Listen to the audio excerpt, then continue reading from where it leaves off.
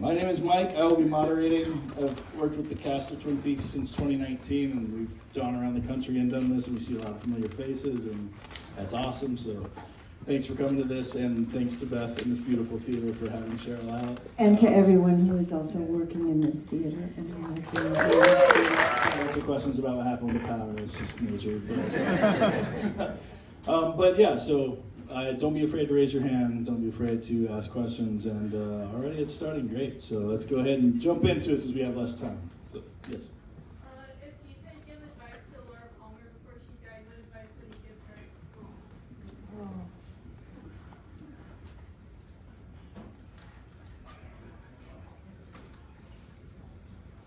Reach out, ask for help.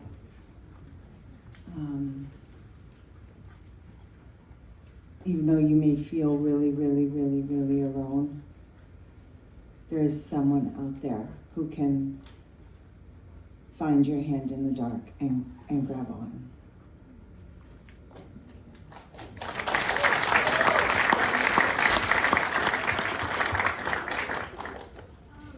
You were in a spoof episode on Psych. What was your experience with that? Oh, it was so fun. It was so wonderful because a lot of us hadn't seen each other in the cast for a while. And so when those guys called us up there to be on Psych, they gave us such a gift to be able to see each other again and play like that and have fun. And it was so beautiful, the locations, and it was just a really, really joyful time.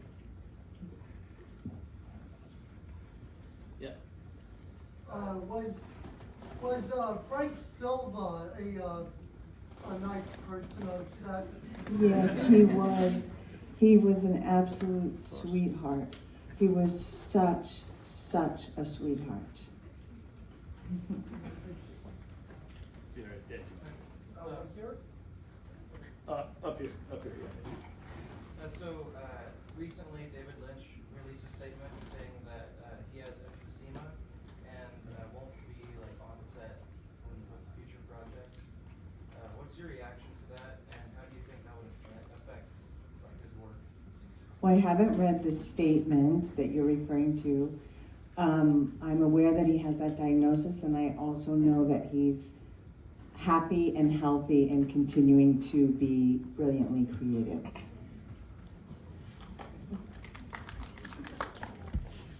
During or after the movie, after making the movie, did you find yourself either attracted to or repelled from the occult, personally? I don't have enough experience with the occult to really be able to answer that question. That's an answer too. I think. Cheers. Yeah, thank you. Me neither. You said in another Q&A that Laura's angels continued to help you a lot through your life and been like a source of support. How has Laura's angel helped you in your life through the years? To know that they exist, that they're around us everywhere. I think that continual reminder that we do have help and guidance, that we just have to remember to ask. Did any of you see Wings of Desire or City of Angels? So you know those scenes where there's angels everywhere, all around the humans all the time. And they're just waiting, for the human to say, yeah, can you help me with this or that? And I just, that comforts my heart. Do they all look like Nicolas Cage? I'm just here for comic relief, I'm sorry. Yeah, against the wall over there. What do you think it is about this place that we all find ourselves in that lends itself to the horror and mystery of Twin Peaks? And by this place, I mean North Bend. Well, that's a question for those of you who live here. How many people are local here that are here tonight? So there's a lot of people that travel. Okay. Who traveled the furthest? Who's from another country here tonight that traveled from? Oh my God. Wait, tell me some of the countries. All at once. I heard Brazil, Canada, France. Did I hear France? France? Where else?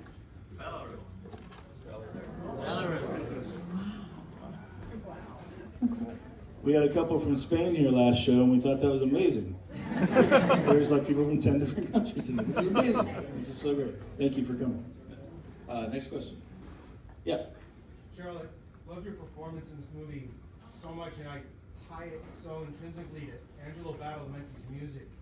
And I wondered if you had any things you could share about if his music was used in the filming, in the process, or is that all something that happens later? It was present. It was very, very present, and it was just an incredible resource. You know, to feel the energy of his music, and that's the entryway into those characters, and the way that also that David would, you know, he would let us hear the music on set or be playing the music on set, so it was very, very, very present. So grateful for that music. Okay, so I watched Twin Peaks when I was pretty young, probably too young to watch Twin Peaks and fully understand it, but Laura has always just meant so much to me. And what she has meant to me has changed over time. I was just curious, especially since you revisited the character many years later, how Laura has just, what she's meant to you and what you brought to her has changed just over time. Well, at first, I was almost so close to her that I couldn't, she didn't have a separate meaning, because it was just the happening of her life, you know, on and off for several years. Even sometimes when I would go and do a job in between, there was still a presence of her.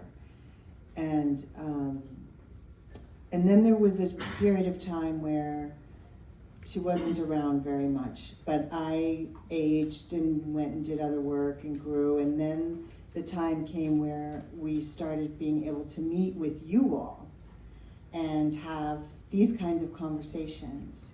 And then I started to have more of an outside perspective of Laura and what that story was, and what this whole collaboration. Laura didn't just happen because of me. Laura is as much because of you all as because of me. You know, I feel like a story is grabbed and comes down because it's being pulled down because it's needed to happen at that time. You know, that expression is needed at that particular time, in that particular place for whatever reason, you know. And so that's as much about the listener and the viewer and the audience as it is about the person that's expressing that character. And so that's continued to change and evolve with, as you all, you know, as new generations come to watch it, the conversation changes and grows and expands, and I learn from you, and so then I'm learning from Laura, and I continue to have deeper understandings, and then also different questions that I'm asking. So I don't know if that answers it, but and it'll keep changing. As long as I am alive, it will keep changing, and you know, as these conversations do. Yeah, third row down in the back. Yeah, you. Fire Walk with Me is, I feel like it just encapsulates that loneliness that teenagers feel so strongly. And I watched it at a time where I was a teenager, so it hit at that perfect killer spot. And I've read some of the things you've written about Laura and how it's hard for you to say goodbye to her. And is it hard to actually put that behind you? And is it hard to come back to it with the welcome back, Laura? Well, it's okay. Let me see. So coming back to it, you mean in a situation like this, or coming back to it in a situation like The Return where I'm actually, okay. I don't think it's hard as much as it is kind of what I was just talking about, that it's approaching something from questions that are deepening and changing and evolving. And so I just feel like if she's not finished, she's not finished, and that's not my business. My business is to try to just keep staying open and present to what is wanting to be expressed. So whether that's in an environment like this, again, because this is because of you all, not just because of me, and so it's all of us together. And or if it's a situation like The Return, where there is more of that life force that wants to be expressed through those characters, then I just stay present to whatever that is.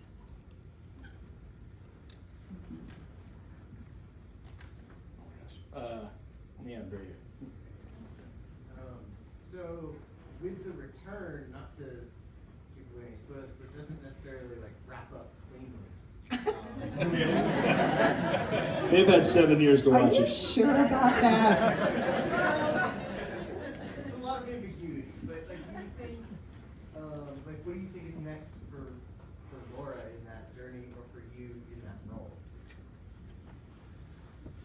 It's one of those questions I didn't give a disclaimer about. Yeah, that's the part I don't know. I mean, if you would have asked me what did I think would be the next chapter after the second one, what would I think the third one would be about? I would never have guessed ever that it would have been about what it was about. Ever. So I have no idea what 4 would be. On the end here, blue shirt. Yeah. I was just wondering if you had any memorable moments from when you were filming this movie that you'd be willing to share with us. Oh, well, do we have 7 more hours? Yeah, I mean, I have so many, but most of them are not, some of them are specific memories, but most of them are just about the feeling and the collaboration and being able to work with all of those wonderful artists in every department, obviously David and the whole camera department and the crew and the other actors and Angelo, and like just being in that world of that collaboration and that artistry and that mastery and that total unknown of going to work knowing I'm going to be challenged, I'm going to be surprised, I'm going to be inspired. Just that feeling of that beautiful world that he invites you to enter. Yeah, on the aisle, blue shirt. I wanted to ask what inspired you to become an actress, and what kind of characters you're drawn to play, or what kind of content you're most interested in as far as being an actress. That has changed a lot over the years. Originally, I started acting because I hurt my knee. Because I wanted to be a dancer, and I hurt my knee in a sledding accident, and was just feeling kind of restless creatively, and I was talked into auditioning for the play in high school, and I was so nervous and so shy, and I was terrified to speak word. Dance was one thing, but to speak words in front of people.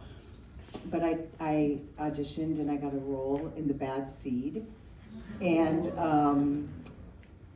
I remember very clearly being at rehearsal and realizing, oh, even though I feel nervous or I feel shy or I am an introvert, I get to express through this character. And so somehow there was something about that that I felt, oh, I can do that, or I'm interested in that, or I'm curious in that. And so then I just wanted to do theater. I didn't really think about television and film. And then through my journey as an actor,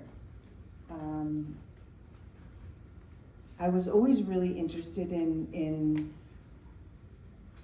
real women's stories, you know, women who had lived and whose stories had never been told. So I had this box at my house where I would read books and biographies and autobiographies, and I'd keep these books in this box that I thought, oh, someday if I ever could be a producer or a director or this, I want this woman, I want to help tell this woman's story or this woman's story or this woman's story. Well, none of that happened. My career took a different journey, and so I don't know if that answers it, but I also there was, you know, people, certain types of stories or certain types of,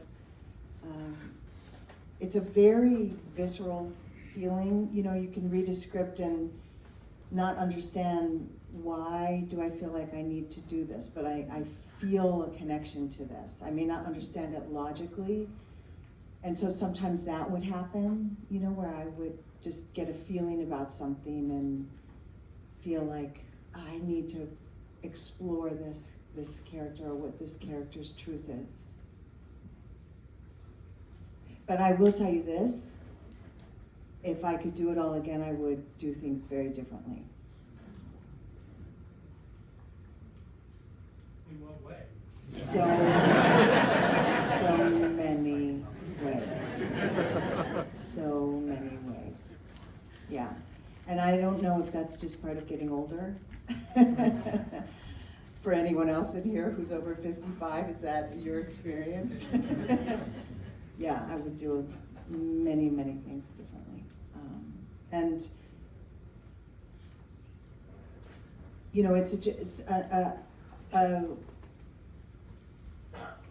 creative process like acting it's a strange thing because it's very creative, but in the entertainment industry, it's also within this very big business. And so those two things don't always go hand in hand in a beautiful, balanced, healthy way. Yeah, right here, glasses and white shirt. What did you do to mentally prepare for the role of playing someone that is just completely in turmoil?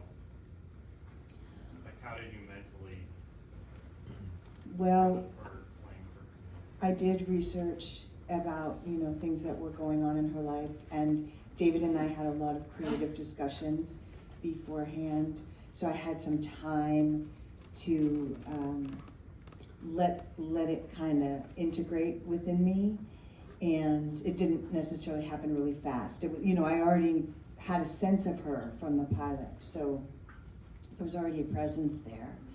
And then it really, I was so blessed because the actors that I was working with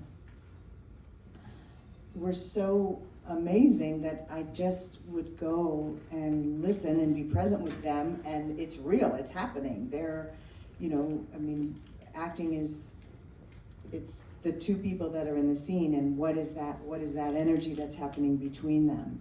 And so when you're working with, so there was a bond there then that you were able to keep within yeah, exactly. Yeah. Thanks for being here. What was the hardest scene for you to shoot, and the one you had the most fun with? Any of the violence is the hardest for me. Any of it, and especially the scenes that had violence and the heavy emotional stuff. That's a challenge. It's because you're technically, it has to all be choreographed very specifically, and so you're dealing with all of that, and you're dealing with the emotional part and the awareness that this is a movie and this is a character, but that this is happening every single day all over the world, and that is not a movie, and that is not a character.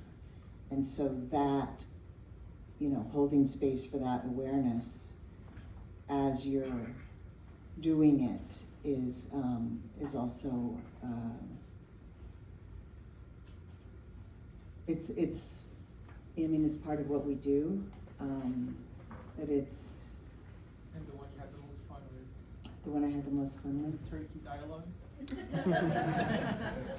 Well, Dana and I had some fun in the woods. You know, I mean, even though the scene is not, it's an intense scene, but it was like the middle of the night and we were laughing, and it was, you know, those scenes out in the magical woods here with the trees and the dark and the moon and the owls and the stars, and I love that.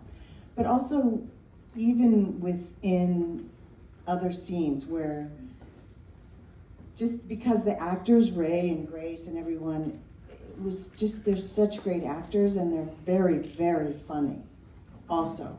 So, you know, sometimes the fun maybe wasn't necessarily the scene, but what was happening behind the scenes. Okay, thank you. That scene with you and Dana in the woods, and you mentioned that David sent you out like way out, and you had to listen for action and then walk from, you were pretty deep in the woods, right? And you had to listen for action, just clear out. So I mean, Yeah. I'm sure cutting up while you're just waiting for action is something that, you know. Yeah, and just all of it, like that whole, everything about that scene. Yeah. And Dana, if any of you have gotten to meet Dana, he's wonderful and he's really funny, really Yes, funny. yeah, that's funny. Yes, you were. Yeah, that's me. Right. Yes. You have a question? Oh, hi.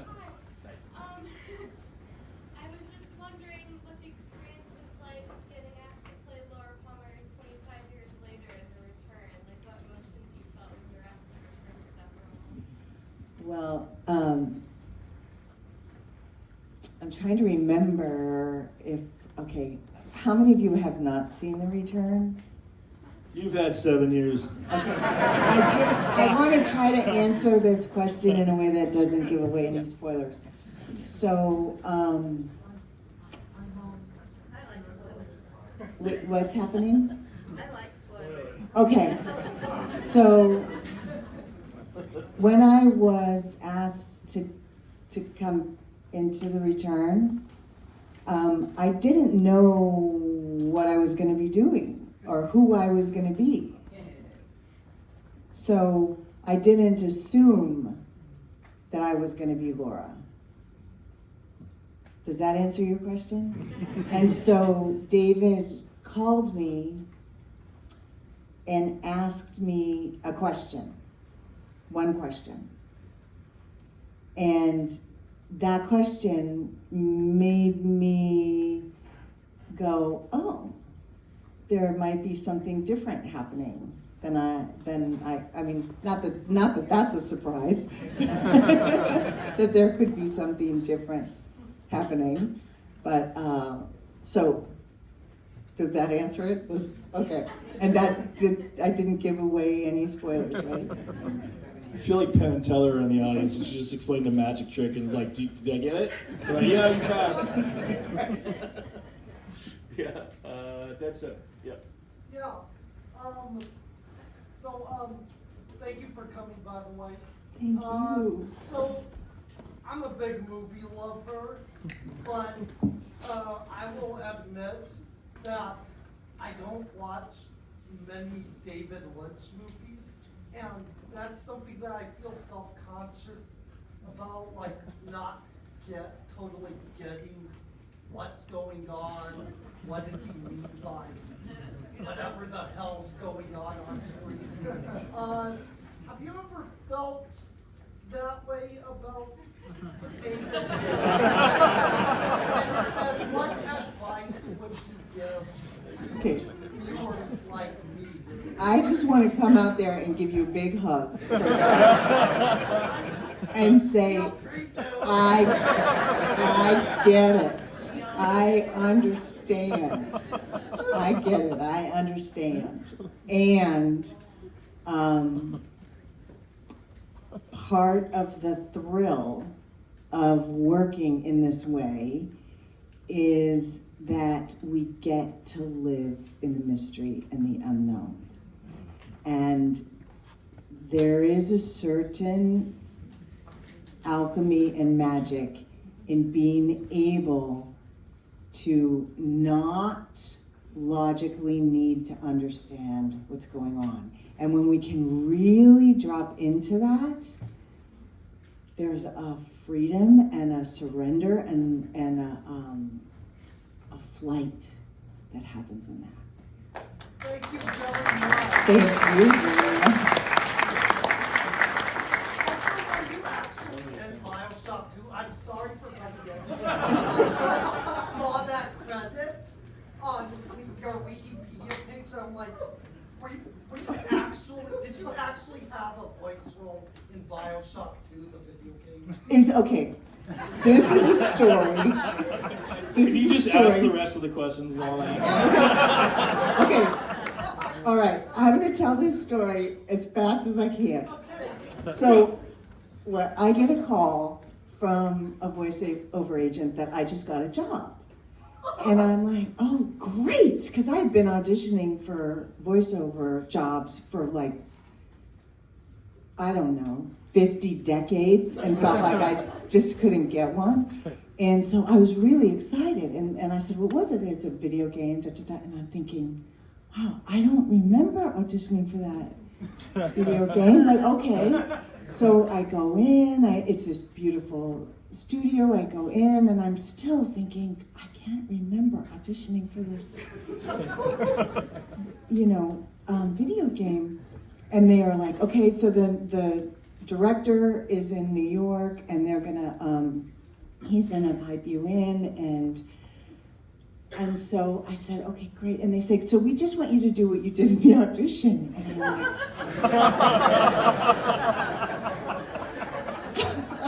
do you happen to have that audition just so I can listen to it and get right back in? And they said, yes. And they start to play the audition and I hear this voice and I hear like 3 syllables and I know exactly what's going on. I'm like, that's not me. Someone with a similar name, but it wasn't me. And I said, that's not me. And they were so kind, and they're like, well, I said, do you have any other characters that you need to hire in this? Because I can do anything. And they asked, can you do this? Can you do that? And I'm like, yeah, I'll try all of it. So that's how I ended up in that video game. I think if that's the video game that I'm thinking about, which I've never seen. I've never seen it, and I don't even know anything about video games. But I think this must be the one that you're asking about, because, is that it? Who am I? You're credited as Baby Jane Splicer. That means nothing to you. Singing Baby Jane Splicer. Singing it was. Singing? Yeah. Baby Jane Splicer. Was I singing? I have no idea.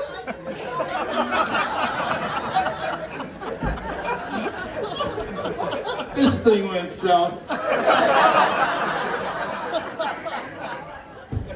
my God, that is so great. We're gonna take you on tour. So, Sheryl, tomorrow before we go to the airport, we're just gonna play video games all morning. Oh my gosh. Yeah, it makes me laugh so hard. If I was singing, it wasn't me. Yeah. Singing Baby Jane Splicer. So part of your life. Gossiping, Baby Jane. Gossiping. Gossiping? Baby. Yeah. I don't remember. I remember like doing a voice for a flight attendant and then like a robot and. Yeah, there's a lot of crazy characters in that thing. So part of your life's the Fellini movie. Oh my gosh, yeah. Yeah. Wow. I had no idea. But there's a lot of stuff that I didn't know I did.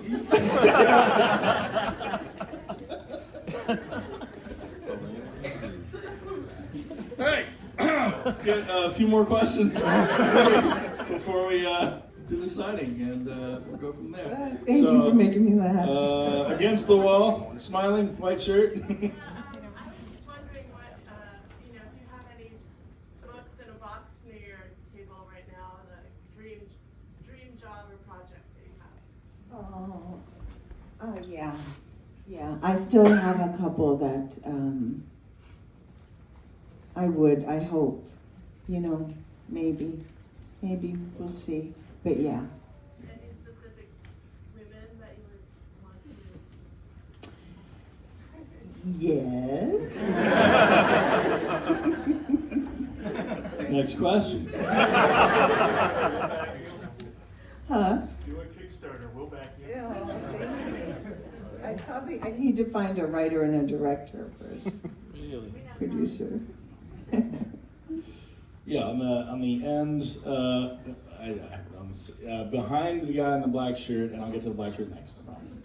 So Twin Peaks and Twin Peaks Fire Walk With Me are pretty famous for having a lot of cut scenes. There's the entire missing pieces that is included with the Criterion Collection. Is there anything that, a performance that you did or a specific scene or sequence where you're like, oh, I really wish that made it into the final product? Well, I kind of can't remember what made it in and what didn't, because for me, it's all one story. Like, I almost can't even remember what's the pilot, what's the first season, what's the second season, what's the return, what's the film, because it's a life. It's what I remember is her life, not separate, and her life includes the other, Maddie and another one who shall not be named, who came later. 7 years. And then, right in front. Hey, I'll be really quick because I don't want to take up any time for anyone. But I'm so sorry. Oh, yes, sir. I don't really have a question. I have a lot of respect and admiration for you as an artist, and I really just want to thank you for the performance that you gave in this film and as Laura and Maddie, because I've known some Laura Palmers in my life, and it just, the way you captured the way in which reality and time just shadows when someone is torn apart this way just feels so true and so honest in a way I've just never seen before. And I think you've given one of the most important performances in the entirety of cinema history, and I just want to thank you for it. That's all.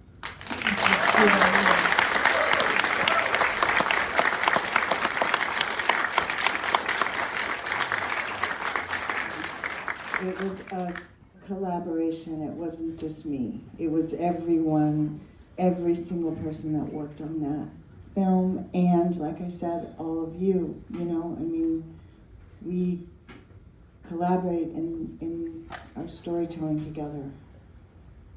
Thank you to you and all the artists involved so much. Thank you. Now, if I don't get to you in the black shirt on the end, let's do it now. But before you ask the question, you have the responsibility of being the final question.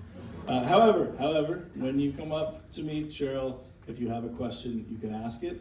So don't feel cheated. It's just we have to kind of keep things moving because Mother Nature took us out of the lead tonight. Wait, what?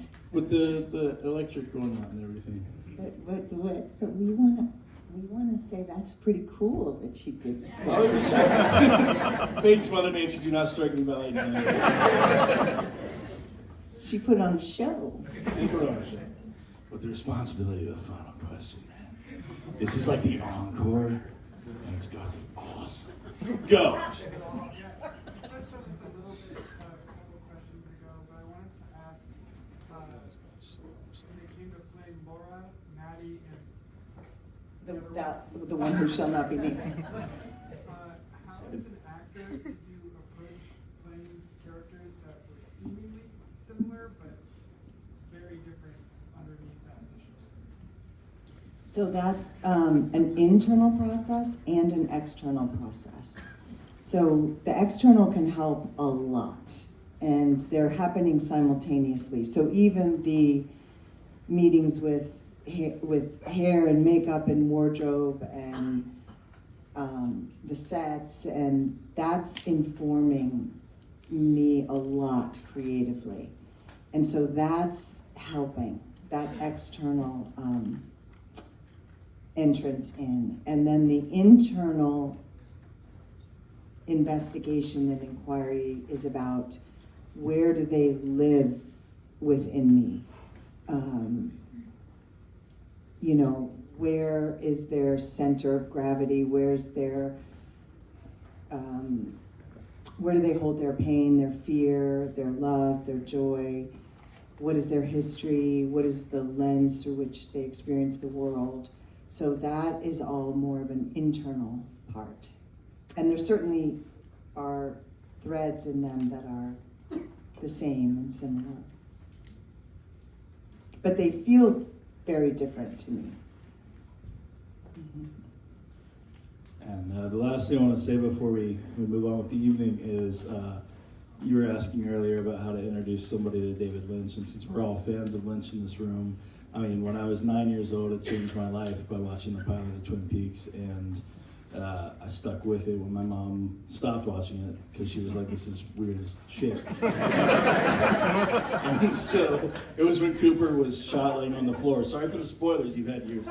But Cooper's shot laying on the floor and the old man keeps coming in to check on him for 15 minutes, and she was just like, I'm out. And I stuck with it. It was the best decision I ever made, but then I noticed something as I got into Blue Velvet and Lost Highway and all these things that I downloaded scripts from the internet and read them before I saw these movies, and so I always read Lynch before I saw it on screen and was like, how would this, you know, look? But my advice, and I think a lot of us in this room can look at Lynch in two ways. You can go on the message boards that I see all the time on social media and you can argue what it means, or you can remember being in an art museum and seeing an amazing painting and what it makes you feel at that exact moment, because that's what it is. It's moving picture.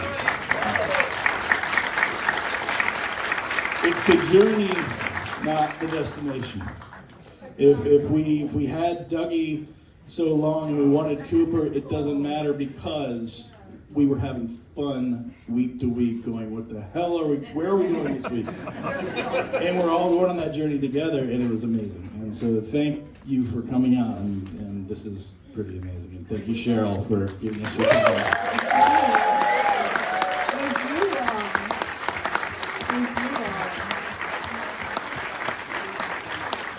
So I'm going to turn it over to Beth, and she's going to explain how we're going to do this. And I also just want to say real quick, when you come up and you do have a question, you know, we're all going a little late tonight, but we want you to have your time and your moment.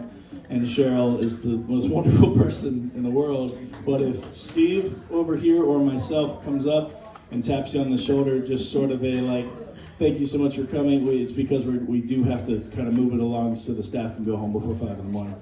And so, and I'm making a joke, but yeah, so just kind of, you know, keep in mind everyone's time, and thank you so much for being a part of this.